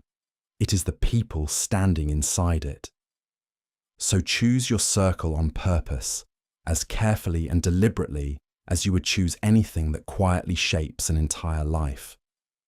Spend a little more time with the people who somehow make you better, and a little less with the ones who quietly pull you down. You are not being disloyal or cold when you protect who you are becoming. You are just admitting that the company you keep is slowly, surely turning into you. Nobody is coming. There is a quiet fantasy that almost everyone carries around for far too long. That someday, somehow, someone will finally notice how hard you have been trying, step in, and fix the thing for you. The right boss, the lucky break, the mentor, the partner, the moment the world finally recognizes you and lifts the whole weight off your shoulders. So you wait, and you hope, and the thing you actually want keeps sitting there untouched. Here is the hard, freeing truth sitting underneath all of it. Nobody is coming. There is no cavalry riding over the hill for any of us, no wiser adult more in charge than you who is quietly going to come and handle it. This is really what people mean when they talk about radical ownership. The very moment you stop waiting around to be rescued is the exact moment your actual life finally starts. This sounds a little bleak for about 1 second, and then it quietly becomes the most powerful thing you will ever hear. If nobody is coming, then it is all on you, which also means it is entirely in your hands. You stop outsourcing your one life to luck and other people, and you finally start moving. The career, the health, the relationship, the mess in the corner. No one is going to fix any of it for you, and that is precisely why you can. So drop the long, patient wait for permission, for rescue, for someone else to go first and clear the way. Take the messy, unglamorous, total responsibility for your own situation exactly as it actually is right now. Nobody is coming to save you, and once that finally lands all the way, you realize with a strange relief that you were the one you had been waiting for the entire time. Want what you have, you finally get the thing you were after. The raise, the phone, the house, the goal you chased hard for a whole year. And for a few bright days, it genuinely feels like it is finally enough. Then, very quietly, the shine wears off. The new thing becomes the normal thing, and your eyes drift to the next thing you still do not have. Somehow you are standing exactly where you always wanted to be, and you are still faintly hungry. Psychologists have a precise name for this particular treadmill: hedonic adaptation. We adjust with startling speed to almost every good thing that ever arrives, so the joy quietly fades, and the wanting resets right back down to zero. It is the real reason that more never actually feels like more for very long at all. You are chasing a horizon that politely steps back the exact same distance every single time you think you have finally reached it. The way off the treadmill is not to want harder or to acquire faster than before. It is to turn all the way around and actually want what you already have. The people, the health, the small ordinary comforts you completely stop seeing the very moment they became familiar. Gratitude is not a soft or sentimental thing. It is the single practice that interrupts the endless chase and finally lets the good you already own register as genuinely good. So before you reach automatically for the next thing, stop and really look hard at what is already sitting right there in your hands. Name it. Feel it. Let yourself be, for one honest and unhurried moment, genuinely satisfied. The person who learns to want what they have is quietly far wealthier than the one who finally gets what they wanted and immediately starts wanting something else all over again. Consider the source. A single harsh comment can quietly ruin your entire week. Someone criticizes your work, your choices, your body, your dream, and you carry their words around for days afterward, replaying them on a loop, letting a near stranger rent enormous space inside your head. Meanwhile, the quiet, sincere praise of the people who actually know you barely seems to land on you at all. Something in that whole equation is badly, badly off. Here is a filter genuinely worth building as early as you possibly can. Do not take criticism from someone you would never actually go to for advice. The writer Brené Brown says it about as plainly as it can be said. If a person is not also down in the arena getting their own face bloodied, then she is simply not interested in their feedback. The opinions that should truly move you come from the people actually doing the thing. Most criticism, when you finally look closely at it, tells you far more about the person giving it than it ever does about you. The loudest critics are very often the ones sitting safely up on the sidelines, who have never once tried the thing you are attempting and never actually will. Their whole comfort is in the commentary. So before a stinging word gets to define your entire day, ask yourself one plain question. Would I trade places with this person? So consider the source every single time before you let any piece of feedback all the way in. Weigh the words of the people down in the arena beside you like solid gold, and let the noise drifting down from the cheap seats stay exactly up there where it came from. Your ears are not a public inbox open to everyone. You get to decide whose opinion is even allowed to shape how you feel about your own one life. Learn to be alone. You reach for your phone the very second a silence opens up. You fill every evening. You dread the empty weekend. You stay in the wrong relationship a little too long, all to avoid the same quiet thing. Being alone with yourself. It feels, somewhere deep down, like something to be escaped from. A state that must mean you have somehow been left behind or forgotten by everyone. But there is a real difference the whole culture keeps carefully blurring between being lonely and being alone. Loneliness is a genuine and painful lack. Solitude, chosen on purpose, is one of the richest and steadiest things a person can ever learn. Every tradition worth its salt has quietly pointed at the very same idea. The one relationship you can never once escape for your entire life is the one you have with yourself. And if you cannot bear your own quiet company, you will spend your whole life outsourcing your peace to other people and to noise, which is a fragile and exhausting way to try to live. Learn to sit alone without flinching, to take the walk, to eat the meal, to enjoy the empty hour, and something quietly steadies inside you. You stop needing constant company just to feel whole, which, strangely, makes you far better company for everyone else too.